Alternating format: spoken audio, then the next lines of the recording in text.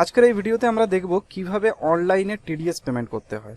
ঠিক আছে, তো টিডিএস পেমেন্ট করার আগে আমরা এটুকু বুঝে নেব যে টিডিএস কারা পেমেন্ট করে। টিডিএস অ্যাকচুয়ালি যে কোনো কোম্পানি, যে কোনো ফার্ম, যে কোনো অর্গানাইজেশন বা ধরুন এই যে প্রপাইটরশিপ বিজনেসগুলো হয়, যে কোনো ইন্ডিভিজুয়াল যে কেউ টিডিএস পেমেন্ট করতে পারে। ঠিক আছে, তার বিজনেসের যদি এমন ক্রাইটেরিয়া থাকে যে তাকে টিডিএস কাটতে হচ্ছে, তাহলে তাকে 10 নাম্বারের অ্যাপ্লিকেশন করতে হবে এবং সেই 10 নাম্বার দিয়ে তাকে টিডিএস পেমেন্ট করতে হয়। ঠিক আছে, তো কীভাবে টিডিএসটা পেমেন্ট করতে হয় দেখে নিই। তো চলুন যে কোনো একটি ব্রাউজারে চলে আসুন। ব্রাউজারে আসার পর গুগলে এখানে লিখুন ইনকাম ট্যাক্স। ইনকাম ট্যাক্স লেখার এখানে সার্চ করার পরে দেখুন প্রথমেই যে ওয়েবসাইটটা আছে www.incometaxindiaefiling.gov.in। ঠিক আছে, এই ওয়েবসাইটটার মধ্যে চলে আসুন। এই ওয়েবসাইটটা আসার পর তো এখানে প্রথমে একটি পপ আপ থাকবে, এই পপ আপটা এখানে ক্লোজ করে দিন। তো এটা হলো ইনকাম ট্যাক্স ইন্ডিয়া যে ওয়েবসাইট ট্যাক্স রিটার্নের করা হয় তার হচ্ছে হোম পেজ।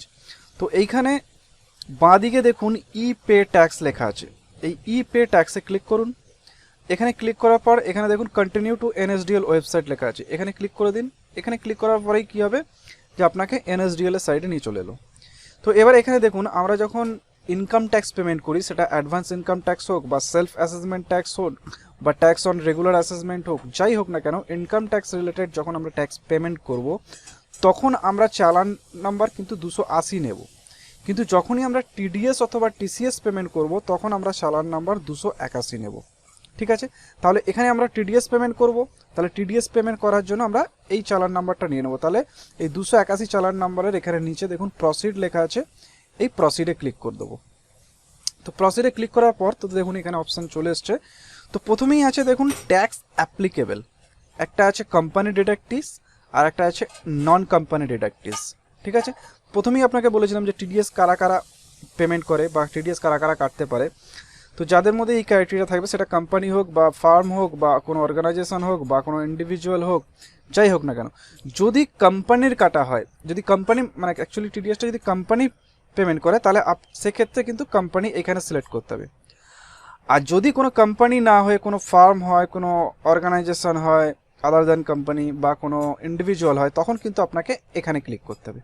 ঠিক আছে, তো আমরা যে এক্সাম্পলটা নেবো সেটা একটি কোম্পানির নেব, তাই সেক্ষেত্রে কী করব, আমরা কোম্পানি ডিডাক্টিভসে ক্লিক করব। ঠিক আছে, নেক্সট হলো দেখুন type of payment. Type of পেমেন্টটা কী, এখানে দেখুন দুটো অপশান আছে, একটি টিডিএস অথবা TCS payable by tax payer, আর একটা হচ্ছে টিডিএস অথবা টিসিএস রেগুলার অ্যাসেসমেন্ট। এর মানে কি দেখুন, এখানে এই দুটো জিনিসের মধ্যে পার্থক্য বুঝতে হবে। প্রথমে দেখুন টিডিএস অথবা TCS payable by tax payer মানে যখন ধরুন আমরা অ্যাকচুয়ালি টিডিএস পেমেন্ট কখন করব, টিডিএস একটা মাস শেষ হয়ে যাবে, তার পরের মাসে আমরা টিডিএস পেমেন্ট করব। ঠিক আছে, তো যখনই পরের মাসে আমি যে মাসে টিডিএস কেটে রেখেছি মানে পার্টির কাছ থেকে, তার পরের মাসে আমি টিডিএস পেমেন্ট করব। তো সেক্ষেত্রে কী হয়, আমি টিডিএস কেটে রেখেছি, পরের মাসেই টিডিএসটা পেমেন্ট করে দেবো। তো সেক্ষেত্রে আপনাকে নিতে হবে প্রথম অপশানটা মানে 200 টিডিএস অথবা টিসিএস। ঠিক আছে, আর এই 400 অপশানটা কি, টিডিএস অথবা টিসিএস রেগুলার অ্যাসেসমেন্ট। এর মানে হচ্ছে ধরুন যে টিডিএস আপনার কাটা হয়ে গেছে, আপনার টিডিএস পেমেন্ট হয়ে গেছে, টিডিএস পেমেন্ট হয়ে যাওয়ার পর কী করতে হয়, আপনাকে টিডিএস রিটার্ন করতে হয়। তো টিডিএস রিটার্ন যখন করলেন বা রিটার্ন করার সময় দেখলেন যে আমি টিডিএসটা কম দেওয়া হয়েছে, ঠিক আছে, ক্যালকুলেশন অনেক সময় তো হয় যে টিডিএস কম হয়ে গেছে, কম দেওয়া হয়ে গেছে, তো সেক্ষেত্রে কী হয়, পরবর্তীকালে আবার আপনাকে টিডিএস পেমেন্ট করতে হয়। সেটা হয় আপনি যে টিডিএস রিটার্ন দিয়ে দিলেন তারপরে, ঠিক আছে, অথবা এও হতে পারে যে আপনি রিটার্ন দিয়ে দিয়েছেন, টিডিএস পেমেন্ট করেছেন, সবই হয়েছে, কিন্তু ডিপার্টমেন্ট থেকে আপনার কাছে একটি নোটিশ এসেছে যে আপনার টিডিএস ক্যালকুলেশনটা ভুল হয়েছে, আপনাকে টিডিএস আরও পেমেন্ট করতে হবে।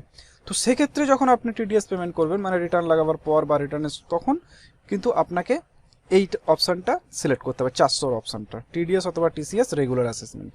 ঠিক আছে, তাহলে আমরা এখানে নর্মাল কেসে আমরা টিডিএস পেমেন্ট করছি, তাহলে সুতরাং প্রথম অপশানটা এখানে সিলেক্ট করে নেবো। ঠিক আছে, নেক্সট হচ্ছে দেখুন নেচার অফ পেমেন্ট। তো নেচার অফ পেমেন্টে এখানে ক্লিক করুন। তো এখানে দেখুন আমরা জানি টিডিএস যে কাটা হয়, টিডিএস একটা নেচার অফ পেমেন্টের উপর কাটা হয়। মানে আমি যে টিডিএস কাটছি, যে পার্টির কাছ থেকে টিডিএস কাটছি, সেটা কিসের ওপর কাটছি, মানে কেন কাটছি। ধরুন আমি কোনো পার্টিকে রেন্ট দিচ্ছি, ঠিক আছে, তো রেন্ট যদি দিই তাহলে যদি সেই টিডিএসের ক্রাইটেরিয়ার মধ্যে চলে আসে তাহলে আমাকে তাকে টিডিএস কেটে রেন্টটা পে করতে হবে।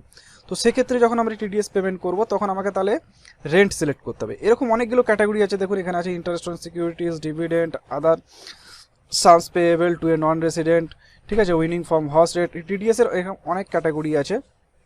তো যে ক্যাটাগরিতে টিডিএস কাটা হবে আর আপনি যে ক্যাটাগরিতে টিডিএস পেমেন্ট করছেন, পেমেন্ট করার সময় আপনাকে সেই ক্যাটাগরিটা সিলেক্ট করতে হবে। সাপোজ আমি ধরে নিলাম যে আমি রেন্টের ওপর টিডিএস কেটেছি, তো তার টিডিএস আমি পেমেন্ট করছি, তাহলে আপনাকে কী করতে হবে, রেন্ট এই অপশানটা সিলেক্ট করতে হবে, যেটা সেকশন হচ্ছে 94I। ঠিক আছে, এটাকে এন্টার দিয়ে দিন।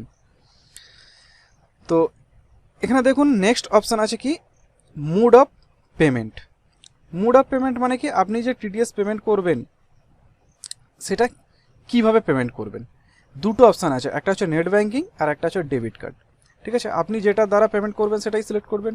কেউ কেউ ডেবিট কার্ডের মাধ্যমে যদি আপনি করতে চান এটাই ক্লিক করবেন, আর আপনি যদি নেট ব্যাঙ্কিংয়ের মাধ্যমে পেমেন্ট করতে চান তাহলে নেট ব্যাঙ্কিংয়ে ক্লিক করবেন। নেট ব্যাঙ্কিং ক্লিক করার পর এখানে দেখুন ব্যাঙ্ক নেম, আপনাকে ব্যাঙ্ক নেম সিলেক্ট করতে হবে কোন ব্যাঙ্কের দ্বারা আপনি পেমেন্টটা করবেন। সাপোজ আমি এখানে নিয়ে নিলাম HDFC ব্যাঙ্ক। ঠিক আছে, এইবার দেখুন এখানে ভাইটাল জিনিস দুটো অপশান আছে, ট্যাক্স ডিডাকশন অ্যাকাউন্ট নাম্বার মানে ট্যান নাম্বার।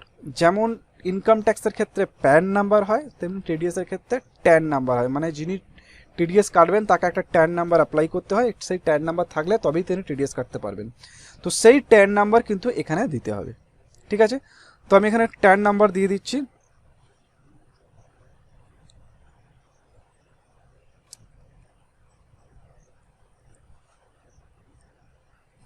ঠিক আছে, এখানে আমি ট্যান নাম্বার দিয়ে দিলাম। এবার দেখুন অ্যাসেসমেন্ট ইয়ার, এবার আপনি যে টিডিএসটা পেমেন্ট করছেন সেটা কোন অ্যাসেসমেন্ট ইয়ারে টিডিএস পেমেন্ট করছেন। ঠিক আছে, তো সেক্ষেত্রে আপনাকে এখানে অ্যাসেসমেন্ট ইয়ার সিলেক্ট করতে হবে। ঠিক আছে, আমি সাপোজ এখানে নিয়ে নিলাম অ্যাসেসমেন্ট ইয়ার 2021-22। ঠিক আছে, নেক্সট অপশান দেখুন এখানে আপনার পুরো অ্যাড্রেসের ডিটেলসটা এখানে দিতে হবে, ডোর, ফ্ল্যাট, ডোর অথবা ব্লক নম্বর। ঠিক আছে, প্রিমিসেস, বিল্ডিং অথবা ভিলেজ, যা আপনার অ্যাড্রেস আছে সেটা আপনি দিয়ে দিতে পারেন। কিন্তু এখানে দেখুন আপনি একটা ব্ল্যাঙ্ক রাখলেও চলবে, ঠিক আছে, কোনো অসুবিধা নেই। কিন্তু যেখানে যেখানে দেখুন রেড মার্ক আছে আপনাকে কিন্তু এই রেড মার্কগুলো কিন্তু অবশ্যই দিতে হবে। যেমন দেখুন এখানে সিটি অথবা ডিস্ট্রিক্ট আছে, এখানে রেড মার্ক আছে, তেমন আপনাকে এই জায়গাটা কিন্তু অবশ্যই ফিল আপ করতে হবে। নেক্সট স্টেট অ্যান্ড পিনকোড, এই তিনটে জিনিস আপনাকে অবশ্যই দিতে হবে। সুতরাং আমি এখানে সিটি দিয়ে দিচ্ছি কলকাতা, স্টেট সিলেক্ট করে নিলাম ওয়েস্ট বেঙ্গল, আর পিনকোড এখানে দিয়ে দিলাম 700001। ঠিক আছে, নেক্সট এখানে দেখুন ক্যাপচা কোড, আপনাকে এখানে ক্যাপচা কোডটা টাইপ করতে হবে। ক্যাপচা কোড টাইপ করে দিন।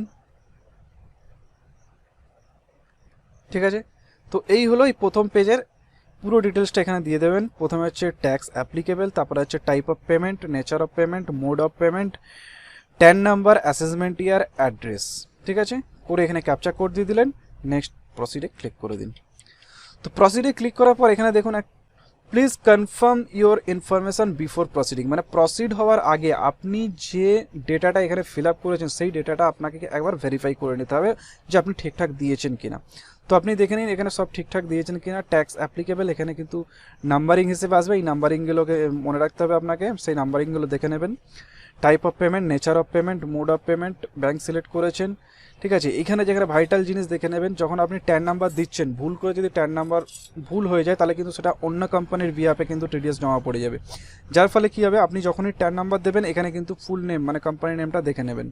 দেখুন আমি এখানে actually Amazon seller services private লিমিটেডের ট্যান নাম্বার দিয়েছি, তো দেখুন এখানে তার নামটা এখানে চলে এলো।